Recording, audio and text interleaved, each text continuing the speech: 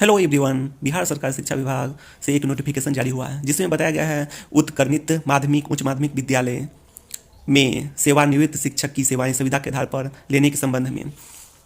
अब विस्तार से जानते हैं। तो आइए इस नोटिफिकेशन में क्या बताया गया है उसके बारे में हम लोग जानते हैं।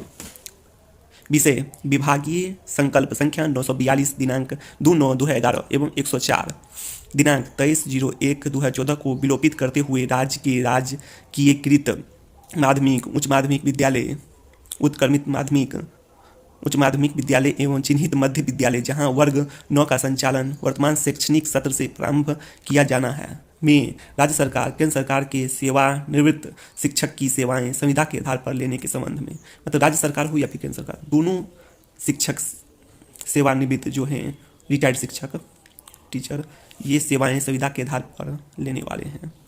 तो बात करते हैं सबसे इम्पोर्टेंट पॉइंट पर। हाँ, ये है विभागीय अधिसूचना संख्या 1142 दिनांक 1/7/2019 के द्वारा शिक्षक नियोजन के छठे चरण अंतर्गत माध्यमिक एवं उच्च माध्यमिक शिक्षकों के उपलब्ध रिक्त पदों पर नियोजन की कार्रवाई प्रारंभ की गई थी, परंतु वैश्विक महामारी कोरोना कोविड-19 के संक्रमण को दृष्टिगत रखते हुए एवं माननीय उच्च न्यायालय पटना द्वारा पारित आदेश के आलोक में छठे चरण के नियोजन की कार्रवाई को तत्काल स्थगित किया गया है। जिन विषयों में STT 2011 उत्तीर्ण अभ्यर्थियों की कमी है उन विषयों के लिए STT 2019 पुनर्परीक्षा का आयोजन किया जा चुका है, जिसका परिणाम अभी नहीं आया है। ये भी हाईकोर्ट में इसका भी मामला है। STT 2019 पुनर्परीक्षा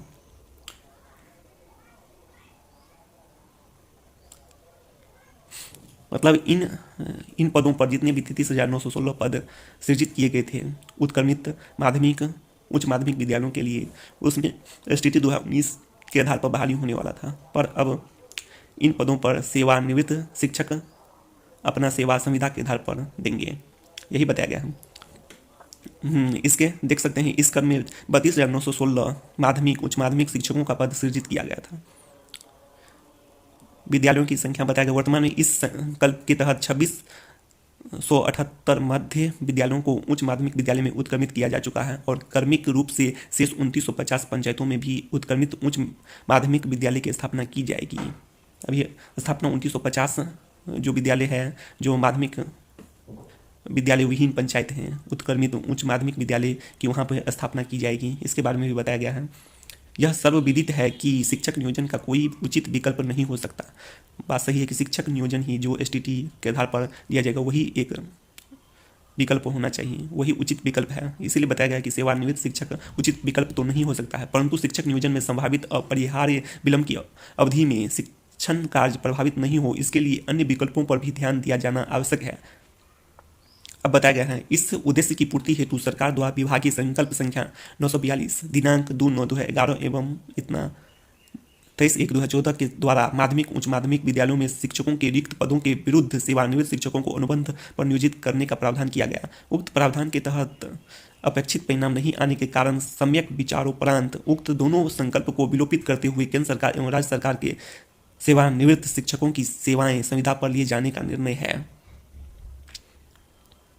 अब बात करते हैं सेवानिवृत्त शिक्षक की सेवा सभी सरकारी माध्यमिक उच्च माध्यमिक उत्क्रमित उच्च माध्यमिक चिन्हित मध्य विद्यालय जहां मतलब उत्क्रमित उच्च माध्यमिक विद्यालय यहाँ भी किया जाएगा और जो भी सरकारी माध्यमिक उच्च माध्यमिक पहले से है दोनों जगह पर की जाएगी, समझ सकते हो। तो दोनों मिलाकर बात कर रहे हैं तो 37,000 प्लस 34,71,000 पद में से कम 15,000 पद पर अभी तत्काल के लिए सेवानिवृत्त शिक्षक की बहाली होने का विचार है, जैसा कि न्यूज़पेपर में खबर मिलने को।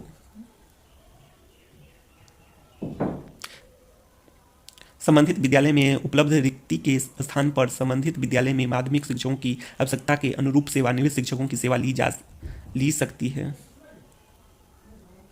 माध्यमिक शिक्षकों की आवश्यकता का आकलन संबंधित जिला शिक्षा पदाधिकारी के स्तर पर विभागीय दिशा निर्देश के अनुरूप किया जाएगा। ये सब कोई बात नहीं है। अब बात करते हैं इसकी न्यूनतम अर्हता क्या होगी। सेवानिवृत्त शिक्षक की बहाली के लिए क्या अर्हता होनी चाहिए, तो बिहार राज्य का निवासी होना चाहिए, ये तो है। उसके बाद वैसे सभी सेवानिवृत्त शिक्षक जो सेवानिवृत्त के पूर्व केंद्र अथवा राज्य सरकार के कर्मी थे एवं सेवानिवृत्ति के उपरांत पेंशन प्राप्त करते हैं, अर्थात जो पेंशन प्राप्त करते हैं उसी की बहाली होगी। न्यूनतम शैक्षणिक योग्यता संबंधित विषय में स्नातक एवं प्रशैक्षणिक योग्यता बीएड की अर्हता रखते हों, बीएड भी हो स्नातक भी हो। उक्त शैक्षणिक एवं प्रशैक्षणिक योग्यताधारी प्राथमिक मध्य विद्यालय के सेवानिवृत्त शिक्षक भी इस योजना से आच्छादित होंगे। मध्य विद्यालय के भी जो 6 to 8 है 1 to 5, तो 6 to 8 के जितने स्नातक पास उसमें भी भर्ती हैं वो भी इस योजना से आच्छादित होंगे। चयन हेतु उम्मीदवार की अधिकतम उम्र सीमा 65 वर्ष होगी, मतलब 65 वर्ष अधिकतम हो सकता है उम्र सीमा। चयन प्रथमतः 2 वर्षों अथवा उक्त पद पर शिक्षक नियोजन होने तक के लिए होगा।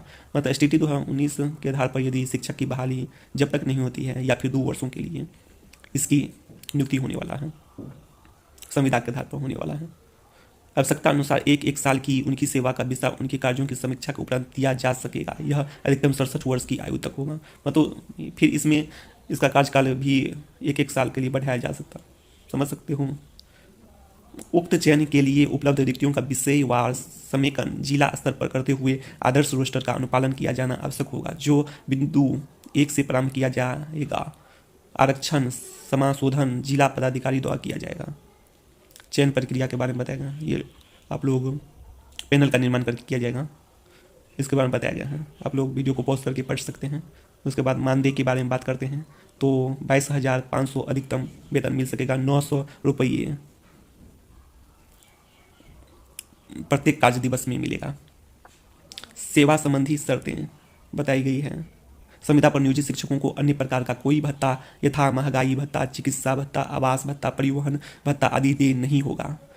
पेंशन इन लोगों को पहले से ही मिल रहा है, समझ सकते हो, इसलिए ये सब भत्ता दे नहीं होगा। संविदा पर नियोजित शिक्षक के कार्य असंतोषजनक होने पर 1 माह पूर्व सूचना या 1 माह का मानदेय देकर संविदा समाप्त किया जा सकता है।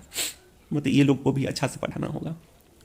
सेवानिवृत्त शिक्षकों को एक शपथ पत्र लिया जाएगा जिसमें भविष्य में कोई अन्य दावा नहीं किए जाने की वचनबद्धता अंकित होगी। उपर्युक्त निर्णय पर मंत्रिपरिषद की स्वीकृति प्राप्त है। राज्यपाल का आदेश है उप सचिव शिक्षा विभाग का